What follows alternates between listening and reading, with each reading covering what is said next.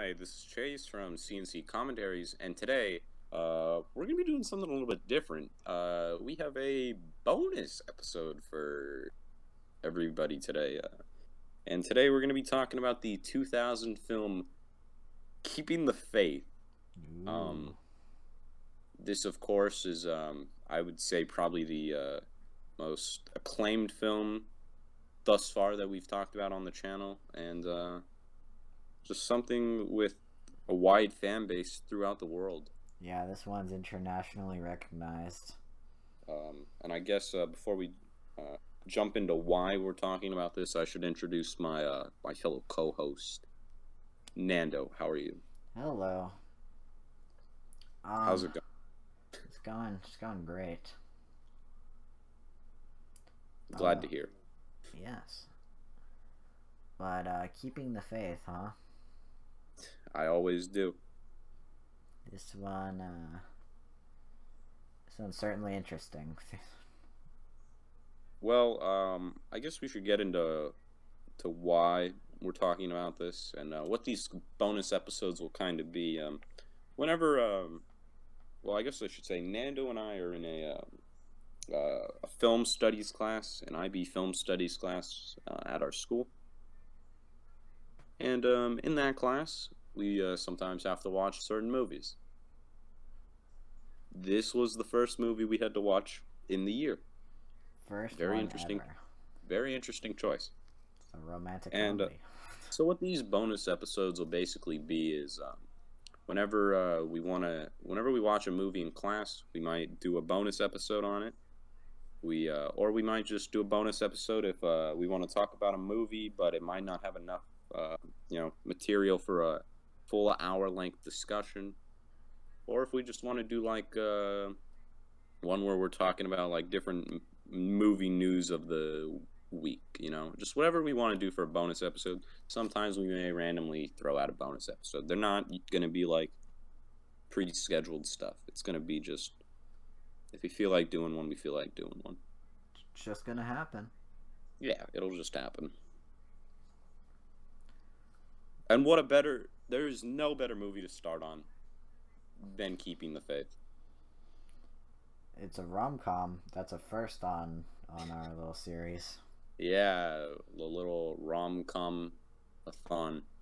I guess, and the thing is with these bonus episodes, we're not going to be as in detailed as the breakdowns.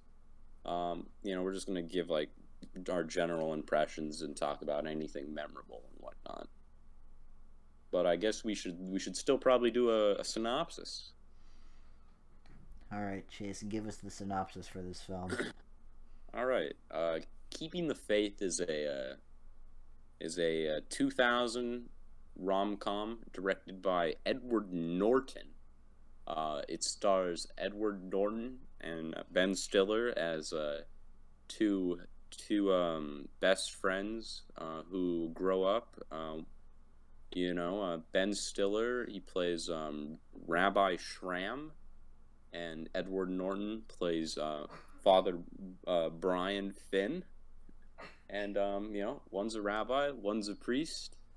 Religious hijinks and love story drama ensue, and they both are in love with a girl named Anna that they've been friends with since they were growing up. And yeah, it's a rom-com. It certainly is. Probably if you're doing the drinking game along at home, take a shot every time we say rom-com. Drink responsibly. We don't want you to die. Obviously, we're talking about Capri Suns. Yeah.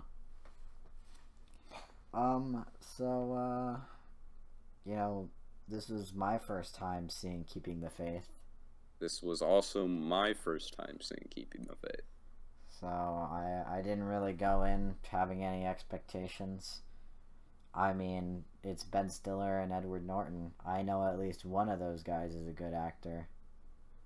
And I really haven't seen enough of Jenna Elfman to know what she's about. Yeah, Jenna Elfman, I feel like it's the only thing I knew her from before was I knew that she was in Ed TV. Besides that, Jen Elfman, pretty sure she was like just 90s, and then who knows what happened to her. Yeah. So I went in with no expectations. I was just kind of, it's a rom-com with some. It's got Ben Stiller in it. I feel like it was really interesting because I went into this, I think it's really fascinating to see Edward Norton do kind of a light-hearted comedy, especially for his first directorial thing. Because when I think of Ed Norton, I picture dramatic, Like I think of like him in Birdman or him in American History X. When I think of Edward Norton, I think of The Incredible Hulk. Well, I'm sorry about that. Yeah, I hadn't seen a lot of Edward Norton, so I didn't really have the best first impression on him. Rabbi, you wouldn't like me when I'm angry. Yeah. But it was interesting to see. Film. It was interesting to see the contrast between, this is his directorial debut, and then something like Motherless Brooklyn that came out in 2019, which is more of a mystery drama. Spooky. So yeah, that pretty much sums up our initial expectations and thoughts. Now, when we actually watched this movie, it was certainly interesting. There was definitely... I feel like this movie has a pretty good balance of aspects of comedy and romance. Rom-com. Yeah, because some rom-coms are more focused on the romantic part, and some are more focused on the comedy part. But I feel like this one maintains a pretty good balance. I feel like this movie is very aware of the tropes that it is following into. Yes. And it's kind of doing that intentionally. I don't know about intentionally, but this movie does follow a lot of the tropes of romantic comedies. Yes. There's a ton of them. There's a love triangle. They even have a bridge scene. Yep. Every romance movie has to have a bridge or a park scene. It's basically the law. Yeah. And I don't think that there's anything that is done like terribly in this movie, but I really don't think there's anything that's done too great in this movie either. Everything's just kind of what you expect it to be. It's not. I don't want to call this movie that it's not trying, but I think that. I don't think it's not trying. I think it's got an interesting take on religion. I think with what they're saying, with like how they're trying to reinvent and reinvigorate their both their separate religions and bring in people in new ways. Because like when we see their sermons, especially Rabbi Schramm, his are basically more stand-up comedy routines. Yeah, like both of them are just stand-up comedy routines. Like if you just watch this with no context, you wouldn't really think this would be a church sermon or something like that. But and they're trying to bring both new people into their religions and then also together with this. The main drive for them and their friendship is they're trying to build a community center. They're trying to dare I say it, keep the faith. That's the title of the film. You're a genius. I know, right? They should hire me. So yeah, these two are just trying to. It's almost as if they're trying to bring religion into a more modern aspect. Yeah, and I think it's really interesting how they go about it. Yeah, I think those accompany some of like the best scenes in the movie. Yeah, like one of my favorite scenes is when they go to pick up the karaoke machine. Yeah. For the party, and then they have this confrontation with the person selling it, and he's doing like a stereotypical accent, and then he's like, okay, look, I'm gonna drop the bit. Yeah, I think it's it's cool what you guys are doing here. Wait, are you actually a priest? And he's like, yeah, I am.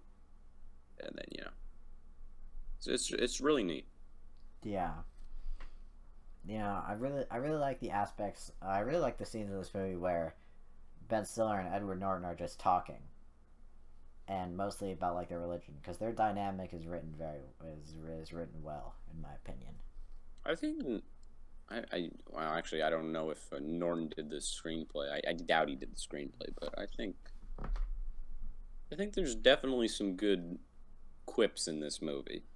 Yeah, this movie definitely has some funny moments and some good moments. There's definitely some good dialogue here and there. I want to talk about the opening scene.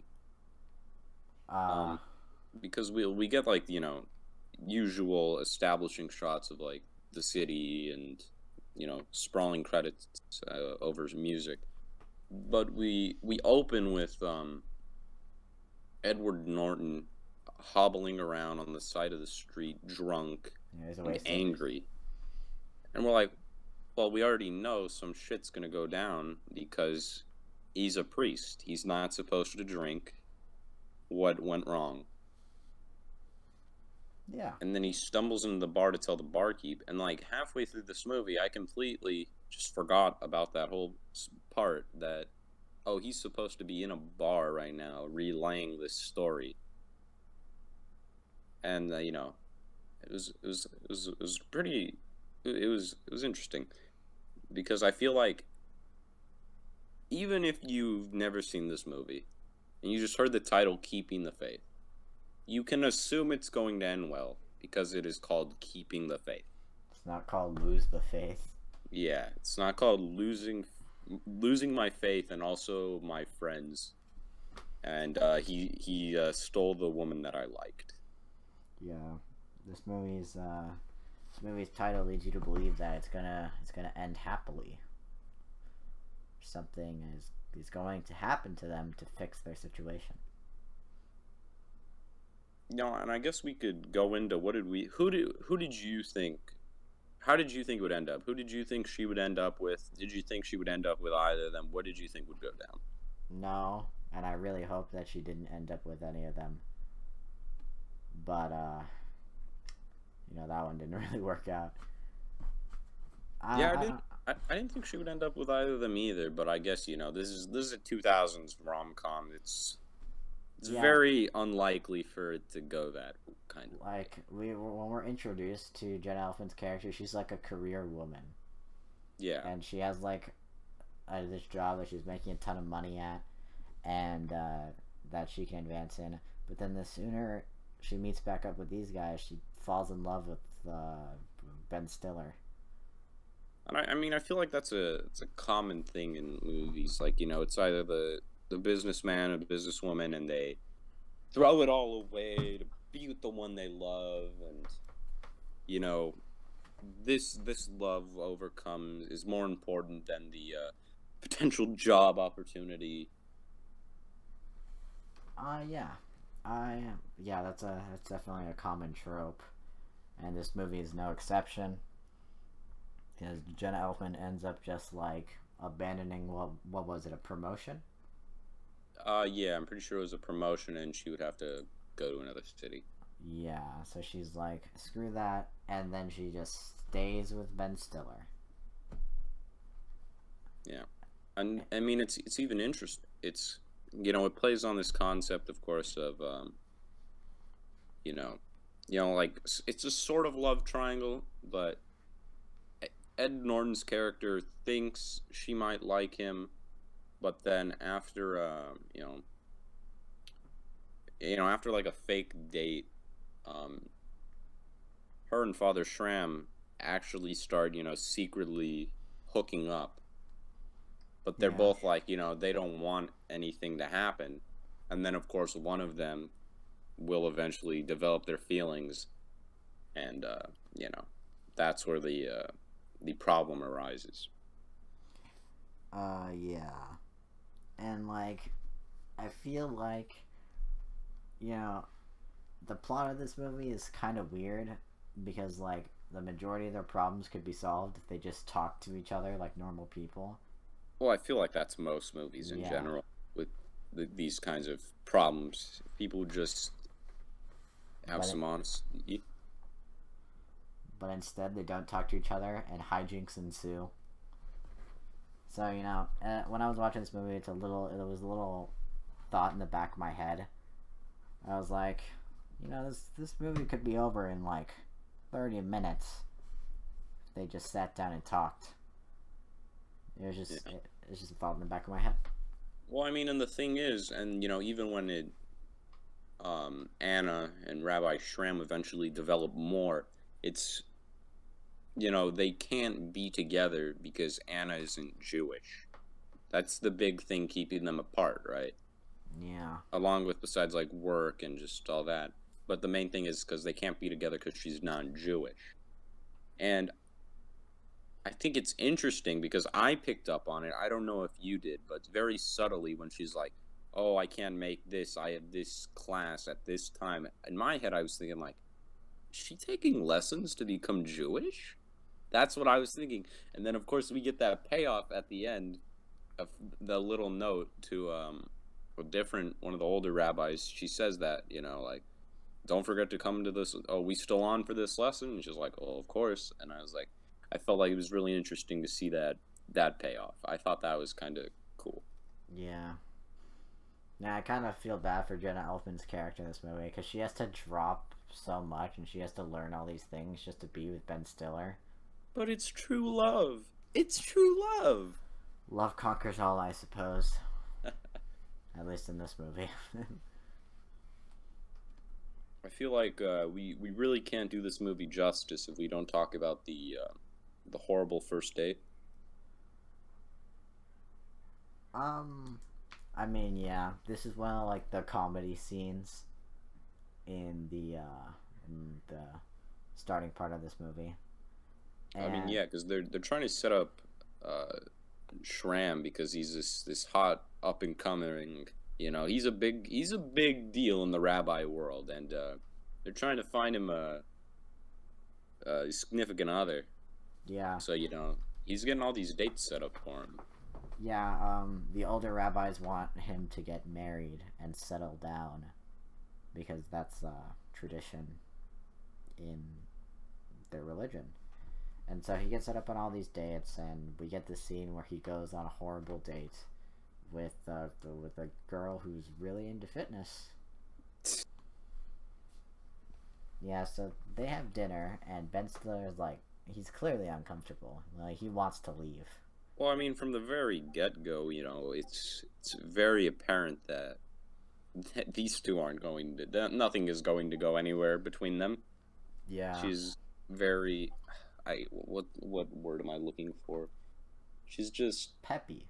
Like, she's very energetic, I guess. She doesn't fit his vibe, Yeah, I guess. They're total opposite. And so Also, she gets punched in the gut by him. Yeah, so they're total opposites, and there's this scene that's played for laughs. It's where she invites him up to her apartment, and they're just talking, and she's like, "Oh, I work out. Fitness is my life." And then she's like, "Punch my abs," and he keeps insisting on not to until eventually he gives in. He just like socks her right in the abs, and that she goes It's down. just so out of left field. I didn't, going into this scene, I didn't expect the rabbi to punch this woman in the stomach. It's not something I expected. Definitely subverted my expectations, like a certain director tried to. Yeah, Edward Norton. So let's talk about the performances here. Oh, okay. Yeah, I enjoy the performances. I really feel like Edward Norton and Ben Stiller are good friends in this movie. I feel like they're probably decently friends in real life. I don't know. I just felt like got that sort of vibe from the two of them, like these two have grown up like their characters have. I felt like Anna was a little more out of left field, but I feel like, that's intentional because, They've been separated.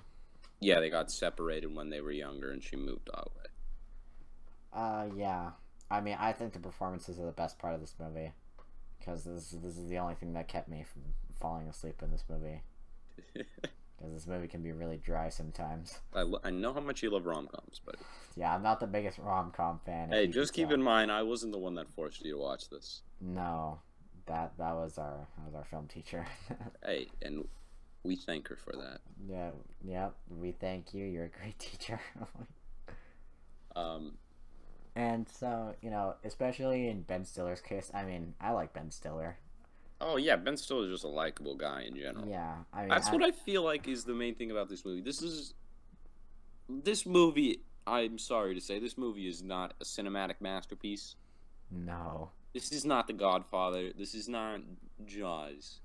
But if you go into this movie just wanting for a decently fun time, I feel like you will find fun elements in there. You should definitely watch this movie with a group of people.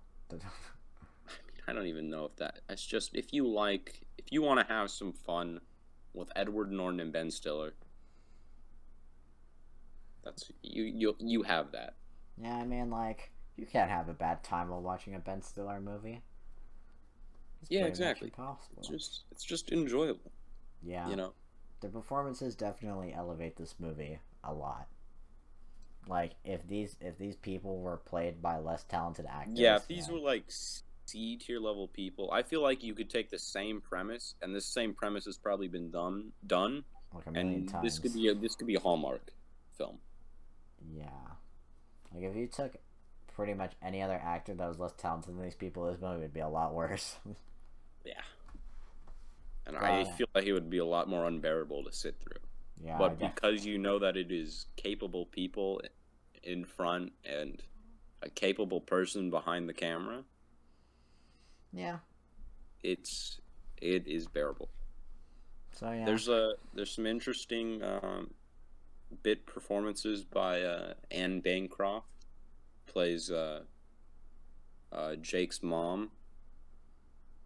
Oh yeah, and she's also Eli Wallach and Milos Forman show up. They just show up out of nowhere.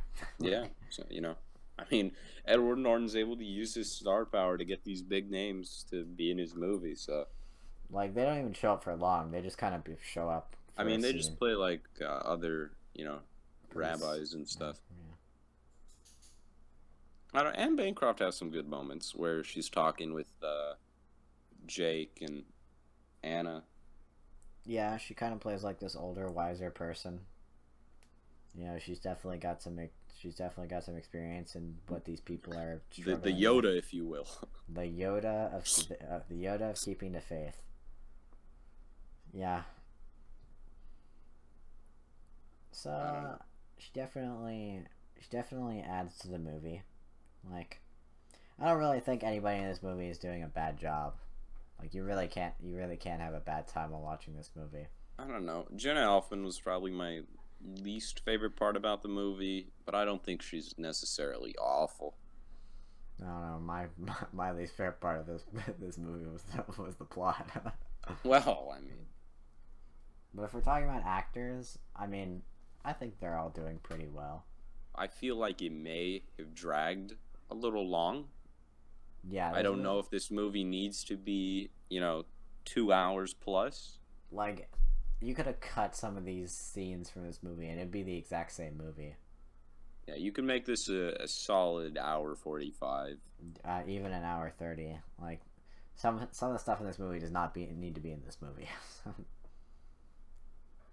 You can cut out a few of the sex scenes. It's okay. Yeah, we get like an overly long, awkward montage. And that's another trope in romantic comedies. Like, this movie is doing its best to pack in as many tropes as it can. Towards the end, it even has that trope where two unrelated side characters fall in love with each other. Oh yeah, you gotta have that. Just out of nowhere. I will say, favorite character besides besides Jake and Brian, it's got to be the bartender. Yeah. He's got some really good lines. He's not even there in the movie for the majority of it. He just has some good lines that remind you that he's there. He just Yeah. But let's talk about the ending of this movie. Well, spoiler alert for everyone out there, but For all the keeping the faith super fans. oh yeah, I know the spoiler ban hasn't been lifted yet, but alas, we must talk about it. 20 years later. God, that's crazy to think it's been 20 years.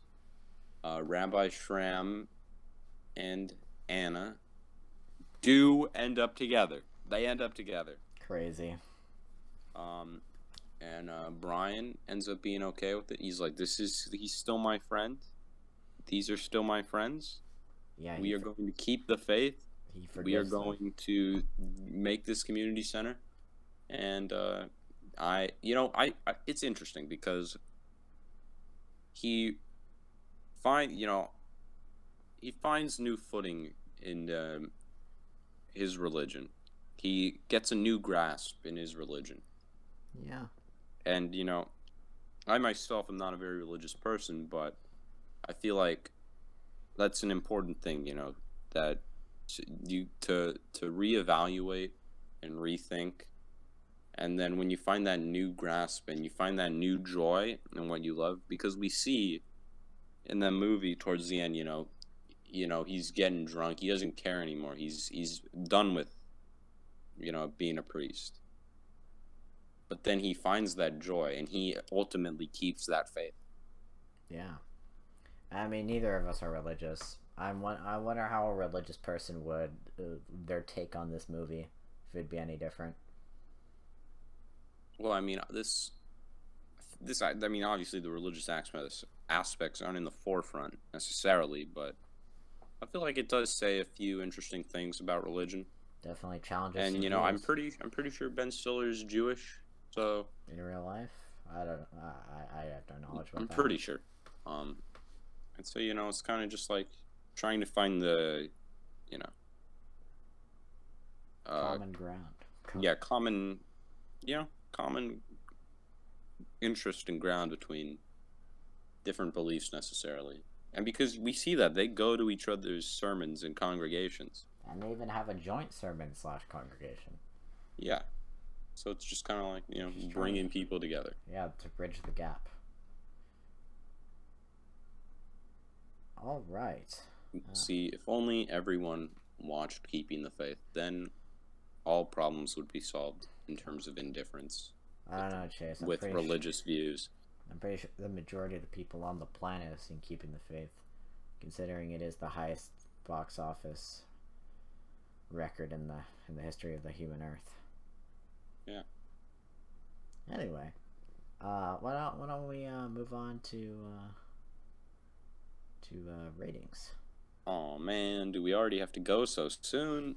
I'm gonna say overall, I said this before. This is not a masterpiece. There are problems. There are tropes that this falls into. I'm not even necessarily a big romance or rom-com fan. Saying that, however, I enjoyed this. I will say I enjoyed this. I feel like this wouldn't have been as enjoyable if we didn't have people like Ben Stiller and Edward Norton as the two main leads. I feel like they are what keep us interested in this. Their dynamic, their friendship.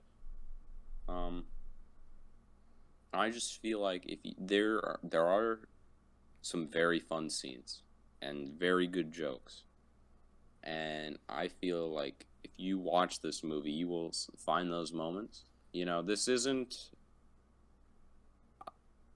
next level filmmaking by any means, but this is decently enjoyable. I could see myself maybe rewatching this as opposed to some other films that I would say are like technically better, but I just find boring. This held my attention for the most part. And your rating? What do you think? Oh. My rating? Oh, I'd give this. I would probably give this I'd say about a 6 out of 10. As for me, you know, I'm not the biggest romantic comedy fan, but this movie definitely have elements that are interesting or fun. You know, the performances in this movie are what kept me from falling asleep. Ben Stiller, Jenna Elfman, and Edward Norton all do a decent job in this movie. You know, if once the scenes that are just of them actually talking are the best scenes in the movie because they have such good chemistry and an interesting dynamic. But everything else is I mean, some of the stuff like the cinematography, for example, isn't amazing, but it isn't bad either. You know, it's just okay. But this movie definitely has some weak points. When one of your praises about a movie is that the cinematography wasn't awful, that's how you know you're scratching the bottom tier for compliments. I mean, like, I think this movie has a really weak plot. But as for my rating, I'd give Keeping the Faith a 4.5 out of 10. I think for the most enjoyable viewing of this movie, watch it with a group of friends. I think you'll have a better time. I don't even know about that. I don't think this is necessarily a group specific movie. I do. By any means. And I say 6 out of 10. That's probably narrowing closer to a 5.5. Yeah. But yeah, that'll be all. That was Keeping the Faith. That was. I can't wait for this video to surge up to the top of our views. Oh, yeah. We're gonna hit that niche Keeping the Faith fan base. The Keeping in the Faith super fans. Well, I guess if you made it this far, you can like the video, you can comment, and let us know your thoughts about the masterpiece that is Keeping the Faith. You can subscribe, you can share with a friend. This would be kind of a weird episode to share, but hell, do it if you want. And I guess we'll see you in the next one. Yeah, thanks for watching if you made it this far. You have a good one. Bye. Goodbye.